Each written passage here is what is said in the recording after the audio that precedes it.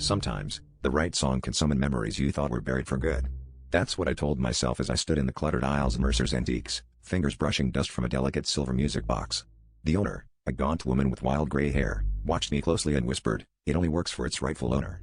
I almost laughed, but something about her eyes made the joke stick in my throat. Still, the box felt cold and heavy in my palm, and the price tag was too tempting to ignore. It wasn't until midnight that I finally decided to wind it up.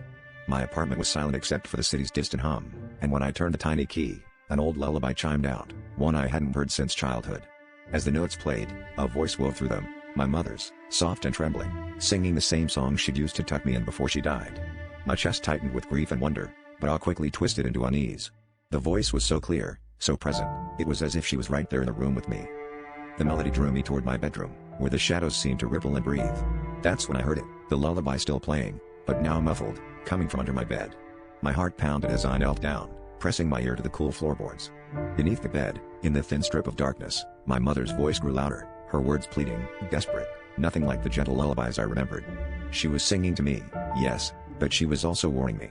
"Don't let it in," she whispered between verses. Frozen, I saw thin, pale fingers curl around the edge of the bed frame, reaching for the music box in my hand. The song faltered, warping into a low, guttural moan. I dropped the box and scrambled back as an unfamiliar face, gaunt and gray-eyed, stared up at me from the shadows. The lullaby stopped, and the silence that followed was worse than any nightmare.